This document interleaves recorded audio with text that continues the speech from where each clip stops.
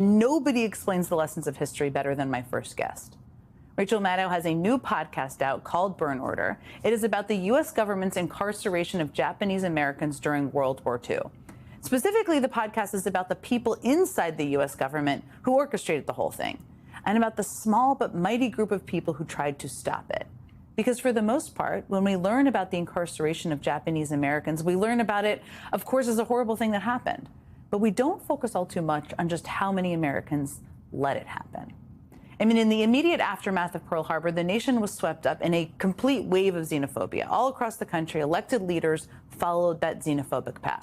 Joining me now is my friend and colleague, Rachel Maddow. Episodes 3 and 4 of her incredible new podcast, Burn Order, are out now. But let me just say, I think that the parallel that you drew, the positive parallel that you drew, is really useful. That we are seeing Americans protest right now against what the Trump administration is doing. And one of the things that didn't happen in 1942, when Japanese Americans were being thrown out of their homes, rounded up, put on buses, put on trains, and taken to detention centers, and then taken to prison camps, which FDR called concentration camps, one of the things that didn't happen was, mass street protests, other Americans turning out and saying, stop, we're not going to stand for this. And yes, there was a lot else going on in 1942 when we were just into the war and we were losing the war and there was a huge mobilization happening. But when more than 100,000 Americans were incarcerated this way, essentially in defiance, an open defiance of the Constitution, most Americans did not peep. And so this is the story of the regret of a country that didn't stop it when we could have, the way that we investigated it, apologized for it, literally paid reparations. The heroes of Burn Order are Japanese Americans who brought cases that challenged the incarceration, who brought them all the way up to the Supreme Court. And the thriller aspect of the podcast is that there was essentially a crime perpetrated by the government in defending against those cases and defending the incarceration policy. They withheld evidence from the court, which lawyers are not allowed to do, the government is not allowed to do. And the uncovering of that crime, of that government misconduct, is an incredibly thrilling story that it takes all sorts of interesting characters to unwind over decades.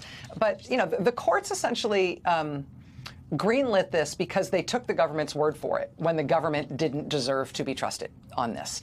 And we see a lot of parallels to that right now with the Trump administration in court telling judges things that the judges palpably can't believe and that aren't true and that are disproven. The presumption of regularity, we keep hearing about that. When the government lies to the courts, it clears the way for the courts to essentially greenlight things that are things that the country will regret. Welcome back, guys.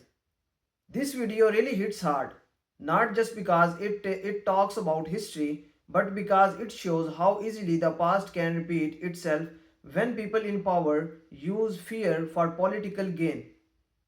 When Rachel Maddow connects what happened to Japanese Americans during World War II with what's happening in the US right now, it becomes impossible to ignore the similarities. Watching this, I couldn't help but think about how quickly a government can turn ordinary people into targets just by using the right thing kind of language. The part that struck me first was how Maddow describes the exophobia right after Pearl Harbor.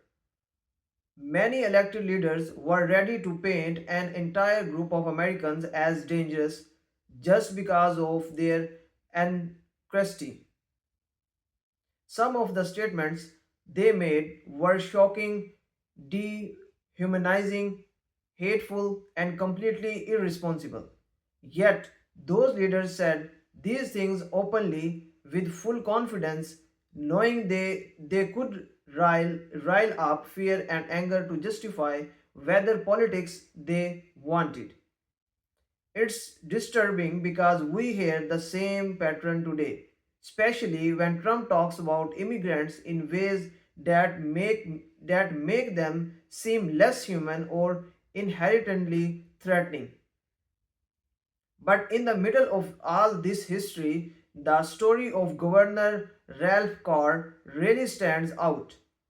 Maddow calls him a rare exception, and that's the perfect way to describe him. While almost every politician at the time gave in to fear, Carl chose to defend Japanese Americans. He basically said, "These are American citizens, they deserve their rights, and I won't participate in threatening them like the enemy." That was brave, not performative, not strategic, but genuinely moral. And he paid the price for it. He lost his career, his political future, everything. But he kept his principles. It's a reminder that doing the right thing is not always rewarded, but it still matters in the long run. What makes today different, though, is something Meadow also highlights. People now push back. In the 1940s, there wasn't wide dispersed public resistance. Most Americans accepted the government's decision because fear had taken over. But today, when Trump uses anti immigrant language or pushes harsh policies, millions of people protest. Many politicians who stand up for immigrants actually win, actually win elections, like Allen Hangings in Miami. That shows something important. People are not as silent as they used to be, but that gives hope, and history won't repeat itself in the same way. Another powerful part of the video is the comparison of the legal battles. Back then, the government went to the Supreme Court while hiding evidence that Japanese Americans were not a threat. They knowingly misled the High Court in the country to justify imprisonment camps. Imagine how big that is, laying to carry out one of the biggest violations of civil rights in American history. And today, we are seeing something similar with the legal challenges surrounding Trump's immigration policies. Courts are being tested again, and once more, the truth is being stretched or hidden to push certain agendas forward. It's the same playbook, just with updated language and different targets. But the strongest message comes when Meadow explains Trump's recent rhetoric. She says he's getting louder, more extreme, and more direct about targeting immigrants, not because he thinks it's good policy, he thinks it's, but because it's a strategy. He wants a scapegoat, someone he can blame for everything, so he can justify taking more power for himself. This is classic authoritarian behavior.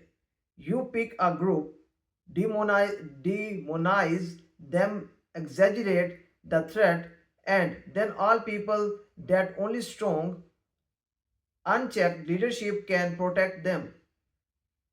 It worked in the past for leaders around the world, and Trump is trying to follow the same pattern. What makes it especially concerning is how open he is about it now. He doesn't hide behind vague language anymore. He talks openly about immigrants as if they are invading forces or criminals by default.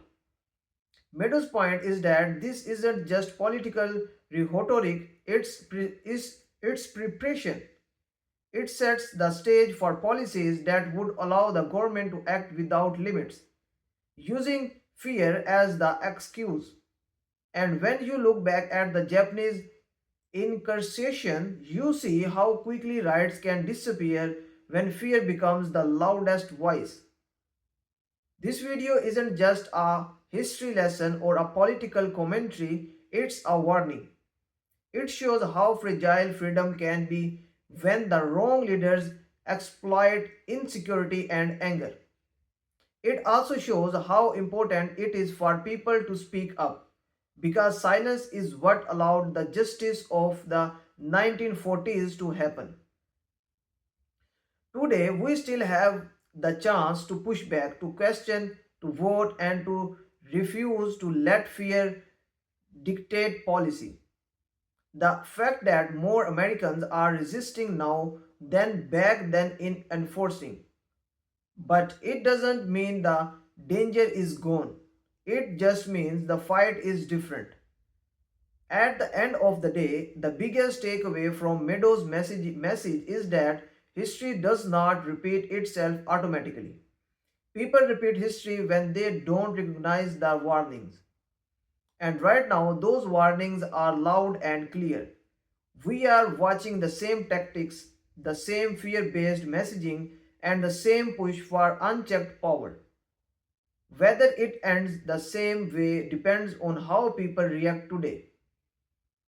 Her message is simple. If you don't want to live though another version of the same injustice, you can't ignore what's happening. You have to stay aware, stay loud, and stay human. And as she put it, the more openly someone tries to divide the country, the more important it becomes for the rest of us to stand together and refuse to play along with the script. And that's the real point. Because the moment we stop seeing each other as targets or problems, the whole authoritarian playbook falls apart. Thanks for watching my video. I will see you in the next video.